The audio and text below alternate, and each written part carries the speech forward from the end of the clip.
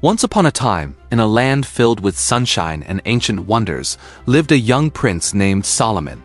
His father was the great King David, a shepherd boy who became a mighty ruler. As King David grew old, he knew it was time for a new king to lead the people of Israel. God spoke to David and told him that his son, Solomon, would be the next king. Solomon was a young man, but he had a kind and humble heart. When he became king, the whole kingdom celebrated with trumpets and joyful shouts. One night, soon after becoming king, Solomon had a very special dream. In his dream, God himself appeared and said, "Solomon, ask for whatever you want me to give you." Imagine that. Solomon could have asked for mountains of gold, 100 palaces, or the power to defeat any enemy. But Solomon didn't ask for any of those things. He thought about all the people he had to lead, the big decisions he had to make, and how much he wanted to be a good and fair king. So Solomon bowed his head and said, "Oh God, I am only a young man, and I don't know how to rule. Please, give me a wise and understanding heart, so I can tell the difference between right and wrong and lead your people well." God was so pleased with Solomon's answer. He was happy that Solomon didn't ask for riches or a long life for himself, but instead asked for a heart full of wisdom to help others. God replied, "Solomon, because you have asked for this, and not for long life or wealth for yourself, I will give you what you have asked. I will give you a wise and understanding heart, so that there will never have been anyone like you before, nor will there ever be anyone like you again. And because you didn't ask for them, I will also give you riches and honor, more than any other king in your time." When Solomon woke up, he knew it wasn't just a dream. He felt a new kind of clarity, a deep understanding that came straight from God. He thanked God with all his heart and promised to use this incredible gift to serve his people with justice and kindness. Soon Solomon's new wisdom was put to the test. It was a day that everyone in the kingdom would remember forever. Two women came before King Solomon, and they were both crying and shouting. They came into the grand throne room, and everyone fell silent to hear their story. One of the women held a tiny sleeping baby in her arms, while the other woman stood beside her, wringing her hands in distress.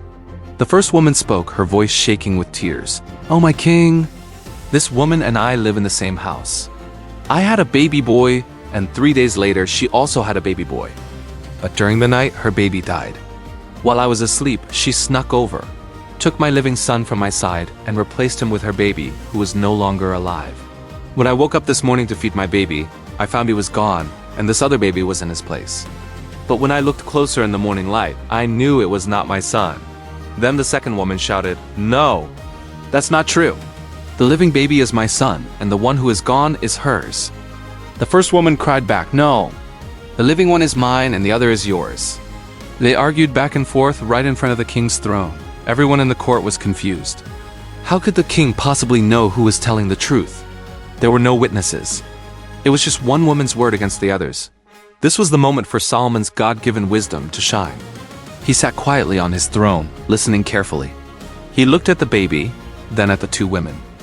He saw the desperation in their eyes. After a moment of silence that felt like an eternity, King Solomon spoke with a calm and powerful voice. "Bring me a sword," he commanded. A guard immediately brought a large gleaming sword and presented it to the king. A hush fell over the crowd. What was he going to do? The two women stopped arguing and stared at the king, their eyes wide with fear and confusion. King Solomon then said, "Since you both claim this child, there is only one fair way to settle this. Cut the living child in two and give half to the first woman and half to the second." The entire court gasped in horror. Could the king really mean it? The guard raised the sword, ready to follow the king's command. Just as he was about to move, the first woman, the real mother, screamed out. Her heart was breaking into a million pieces. "No, my lord, please don't harm the child. Give the baby to her, just let him live. Please let him live." She was sobbing, willing to give up her own son just to save his life. Her love for her baby was so strong that she couldn't bear the thought of him being hurt. But the second woman, with a cold look on her face, said, "That sounds fair. If I can't have him, then neither of you should. Cut him in two." In that instant, King Solomon knew the truth. His face, which had been stern, softened with understanding. He lowered his hand and said to the guard, "Put down the sword." He then pointed to the first woman, the one who had begged for the baby's life. "Give the living baby to her," King Solomon declared. "She is the true mother. A wave of relief and awe washed over the courtroom. Everyone understood what the king had done. He had created a test, not of fairness, but of love.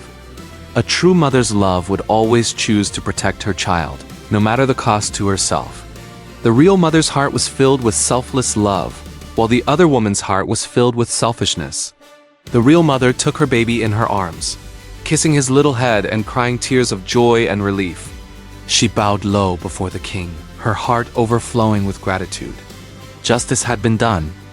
News of King Solomon's incredible wisdom spread like wildfire throughout Israel and to all the surrounding lands. People came from all over the world just to hear him speak and to seek his wise advice. They saw that the wisdom of God was truly in him to do justice. Solomon went on to build a magnificent temple for God in Jerusalem, a place of stunning beauty made with the finest cedar wood, stone, and pure gold. He wrote thousands of proverbs, short, wise sayings that are still read today, and songs that praised God. Under his rule, the kingdom of Israel enjoyed a long period of peace and prosperity. People felt safe, justice was fair, and the land flourished. And it all started with a simple, humble prayer from a young king who didn't ask for treasures or power, but for a wise and understanding heart. King Solomon's story teaches us that true wisdom isn't about being the smartest person in the room. It's about having a heart that loves justice, seeks to understand others, and trusts in God for guidance.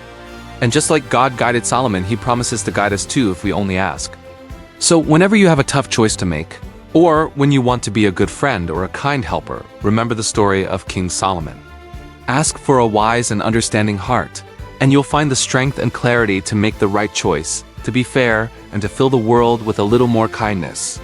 Thanks for watching our story today. I hope you loved learning about the amazing King Solomon. Don't forget to like this video and subscribe to our channel for more epic adventures and inspiring stories. We'll see you next time. Bye for now.